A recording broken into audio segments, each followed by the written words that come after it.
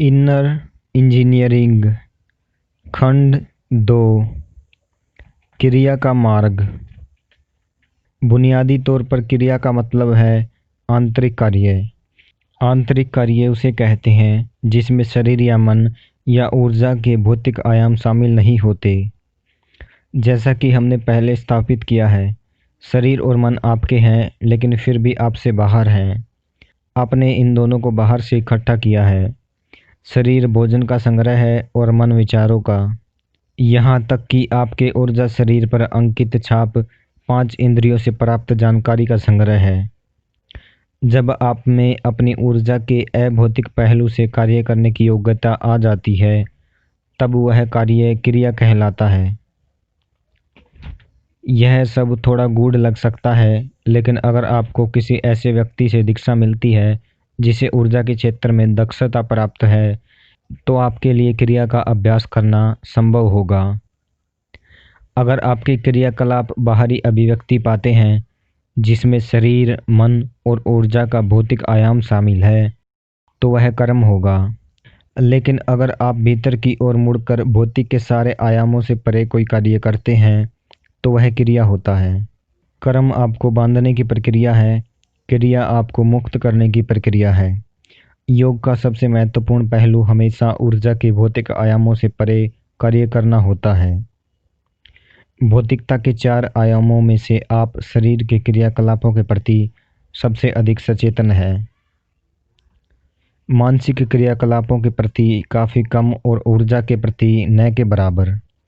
जिस पल आप अपनी जीवन ऊर्जा के अभौतिक पहलू से कार्य करना सीख लेते हैं, तब आप अचानक अपने भीतर और बाहर आज़ादी के नए स्तर पर पहुंच जाते हैं। आप अपनी जीवन ऊर्जाओं के अभौतिक पहलू तक कैसे पहुंच सकते हैं? योग के सभी अभ्यास, जिसमें आसन, सांस, मन का दृष्टिकोण और ऊर्जा को सक्रिय करना शामिल है, वास्तव में शरीर की पहली 3 परतों यानी भौतिक, मानसिक और ऊर्जा शरीर को तालमेल में लाने की दिशा में काम करते हैं। उनको तालमेल में लाने पर ही आप भौतिक से परे आयामों तक, मौलिक जीवन ऊर्जा तक पहुंच सकते हैं।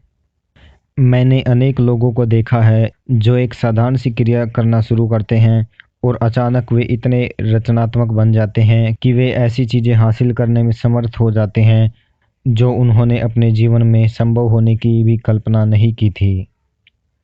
ऐसा सिर्फ इसलिए है क्योंकि उन्होंने अपने कर्म की बुनियाद को थोड़ा ढीला बना लिया है। अपने शरीर, मन और ऊर्जा की भौतिक प्रक्रिया में उलझे रहने के बजाय उन्होंने अपनी ऊर्जाओं को बदलाव के लिए झकझोर दिया है। यह चीज़ ऐसी है जो हर इंसान करना सीख सकता है। आध्यात्मिक मार्ग पर चलने के लिए क्रिया योग एक बहुत शक्तिशाली तरीका है, लेकिन साथ ही यह ज़बरदस्त लगन की मांग करता है। आज के आधुनिक शहरी लोगों के लिए, जो अपने शरीर की पूरी क्षमता के इस्तेमाल करने के आदी नहीं है, क्रिया योग दूभर और अमानवीय लग सकता है। ऐसा इसलिए है क्योंकि क्रियाएं व्यापक हैं और इनके लिए अत्यधिक अनुशासन, लगन और शुद्धता की ज़रूरत होती है। अधिकतर लोगों के पास योग के इस मार्ग पर चलने के योग्य शरीर, सोच और भावनाओं की स्थिरता नहीं है। लोगों को अपने बचपन से ही हर समय आराम में जीने की आदत पड़ जाती है। शारीरिक आराम के स्तर का आदी होना समस्या नहीं है, लेकिन लगातार आराम ही खोजते रहना यही सबसे बड़ी समस्या है। उस तरह की सोच और भावनाएं क्रिया योग के मार्ग के लिए ठीक नहीं है। साथ ही क्रिया योग उन लोगों से नहीं कराया जा सकता जो हर वक्त आज़ादी की बात करते हैं। यह उनके लिए नहीं है जो हमेशा पूछते रहते हैं, मुझे अपनी आइसक्रीम खाने की आज़ादी क्यों नहीं है? जब मेरा मन करे तब मैं सोकर क्यों नहीं उठ सकता? जब मैं चाहूँ जो चाहूँ क्यों नहीं खा सकता, क्यों नहीं पी सकता? मैं जिसके साथ चाहूँ जब चाहूँ सेक्स क्यों नहीं कर सकता? अगर आप क्रिया का मार्ग अपनाते हैं तो सभी शारीरिक, मानसिक और भावनात्मक प्रक्रियाओं में एक बुनियादी अनुशासन लाना होगा। अगर आप अपनी चेतना के शिखर को छूना चाहते हैं तो यह अनुशासन अनिवार्य है। अगर आप पूरी रात तक पार्टी करते रहते हैं तो अगले सुबह एवरेस्ट की चोटी की चढ़ाई नहीं कर सकते। यही तर्क यहाँ पर भी लागू होता है। जब आपको क्रिया योग के कुछ नियम अनुशासन दिए जाते हैं तो आपको उनका पालन करना होता है। हो सकता है कि अनुशासन की आवश्यकता आप आगे चलकर समझे, लेकिन इसकी पूरी व्याख्या कभी नहीं की जा सकती। और अगर इसे समझाना पड़े तो क्रिया का सार नष्ट हो जाएगा। ऐसा इसलिए है क्योंकि क्रिया तर्क के ढांचे पर जाने और अनुभव करने का साधन है, ताकि उन अभौतिक आयामों तक पहुंचा जा सके जिन्हें आध्यात्मिक या रहस्यमय माना जाता है। अगर मैं बस अभ्यासों की तरह आपको क्रियाएं सिखाना चाहता तो मैं उन्हें आसानी से एक किताब में लिख सकता था और आप उन्हें सीख लेते या याद कर लेते।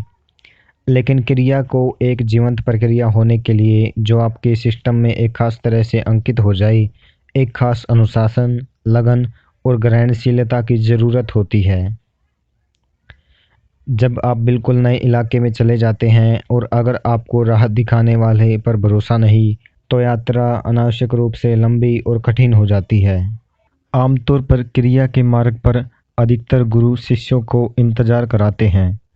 पारंपरिक रूप से जब एक शिष्य किसी गुरु के पास क्रिया योग सीखने जाता था तो उससे 1 साल तक फरस बुहारने को कहा जाता था और फिर उसे 1 साल तक बर्तन धोने को कहा जाता था। इसके बाद भी अगर उसका भरोसा अडिग रहता था तब गुरु शायद उसे क्रिया की दीक्षा देने की सोचता था। इसके पीछे एक कारण है। एक बार जब आप किसी इंसान को एक खास तरह से सशक्त बना देते हैं कि उसका सिस्टम सामान्य स्तर से ज़्यादा जीवंत हो जाए, और अगर उसकी सोच और भावनाएं वैसी नहीं है जैसी कि होनी चाहिए, तो वह खुद को ही बाहरी नुकसान पहुंचा सकता है। हालांकि आज दुनिया में लोगों में उस किस्म का भरोसा आने के लिए उनके पास उतने समय का होना और तब इन क्रियाओं को अंकित करना कठिन है। यह असंभव नहीं है, लेकिन इसकी संभावना नहीं के बराबर है। मैंने अपने जीवन के 21 साल एक शक्तिशाली क्रिया संभवी महामुद्रा को रूपांतरित करने में लगाए हैं, ताकि उसे आज की दुनिया में बड़ी संख्या में लोगों को सिखाया जा सके। कुछ खास पहलुओं को जिससे लोगों को श्रम या दूसरों को हानि पहुंच सकती थी, या जिससे उनके आसपास के तत्व प्रभावित हो सकते थे, उन्हें सुरक्षित तरीके से निकाल दिया गया है, ताकि उसके शारीरिक, मनोवैज्ञानिक और आध्यात्मिक लाभ ही बाकी रह जाएं। उन 2 दशकों के दौरान मैं जानबूझकर हर तरह की सार्वजनिक पहुंच से दूर रहा, क्योंकि मेरा पूरा ध्यान मुख्यतः इस क्रिया के पुनर्गठन पर केंद्रित था, ताकि यह बिना किसी प्रतिकूल प्रभाव के व्यापक रूप से प्रदान की जा सके। एक संपूर्ण मार्ग के रूप में क्रिया योग सिर्फ उन लोगों के लिए महत्वपूर्ण है जो रहस्यमय आयाम के खोज करने में रुचि रखते हैं। अगर आपकी रुचि सिर्फ खुशहाली में है या आप बस आत्मज्ञान चाहते हैं, तो क्रिया को एक छोटे स्तर पर इस्तेमाल किया जा सकता है। लेकिन क्रिया योग को एकमात्र मार्ग की तरह अपनाने की ज़रूरत नहीं है, क्योंकि इसके लिए बहुत अधिक परिश्रम की आवश्यकता है। अगर आप बिना किसी मार्गदर्शन के क्रिया के मार्ग पर बहुत तीव्रता से चलते हैं, तो भी उसका फल मिलने में कई जीवन काल लग सकते हैं। अगर आपके लिए कोई सक्रिय रूप से इसकी प्रक्रिया का मार्गदर्शन करने वाला मौजूद है, तो आंतरिक प्रकृति और रहस्यमय आयाम की खोज के लिए क्रिया सबसे शक्तिशाली और शानदार पद्धति हो सकती है। वरना क्रिया एक तरह से घुमावदार रास्ता है।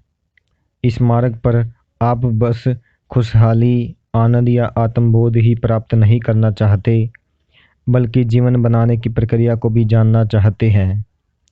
आप जीवन की आंतरिकी समझना चाहते हैं। इसी कारण से यह काफ़ी लंबी प्रक्रिया है। क्रिया के मार्ग पर चलने वाले लोगों की मौजूदगी बिल्कुल अलग तरह की होती है, क्योंकि अपनी ऊर्जा पर उनकी दक्षता होती है। वे जीवन को छिन्न भिन्न कर सकते हैं और फिर से इकट्ठा करके जोड़ सकते हैं। अगर आप दूसरे मार्ग पर चल रहे हैं, जैसे ज्ञान मार्ग, तो आपकी बुद्धि की धार बहुत पैनी हो सकती है, लेकिन अपनी ऊर्जाओं के साथ आप कुछ खास नहीं कर सकते। इसी तरह से अगर आप भक्ति या समर्पण के मार्ग पर हैं, तो भी आप अपनी ऊर्जाओं के साथ कुछ खास नहीं कर सकते, और आप इसकी परवाह भी नहीं करते, क्योंकि तब आपकी भावनाओं की तीव्र मधुरता ही मायने रखती है।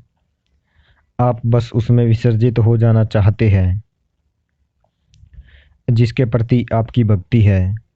अगर आप कर्म के मार्ग पर हैं तो आप इस दुनिया में तमाम चीज़ें कर सकते हैं, लेकिन शिवम के साथ आप कुछ भी नहीं कर सकते। इसके विपरीत क्रिया योगी अपनी आंतरिक दुनिया के साथ जो चाहे कर सकते हैं और वे बाहरी दुनिया के साथ भी काफ़ी कुछ कर सकते हैं। साधना।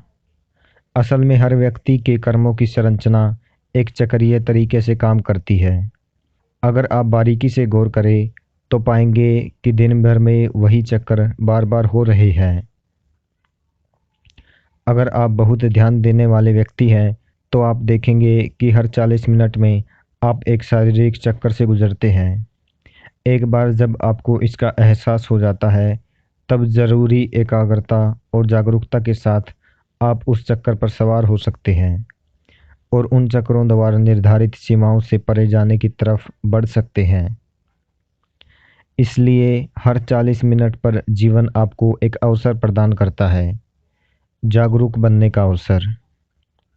हर 40 से 38 मिनट पर दाहिने और बाएं नथुनों से आने जाने वाली सांस की प्रबलता में भी बदलाव आता है।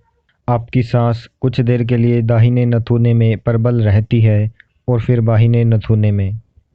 आप इस बारे में जागरूक हो जाइए ताकि आप यह जान सके कि आपके भीतर कम से कम कोई चीज़ लगातार बदल रही है। इस जागरूकता को और अधिक बढ़ाया जा सकता है और आप अपने शरीर पर सूर्य और चंद्रमा के प्रभाव के प्रति भी जागरूक हो सकते हैं। अगर आप चंद्र और सौर चक्रों के साथ अपने शरीर को संतुलन में ले आते हैं तो आपका शारीरिक और मनोवैज्ञानिक स्वास्थ्य सुनिश्चित है।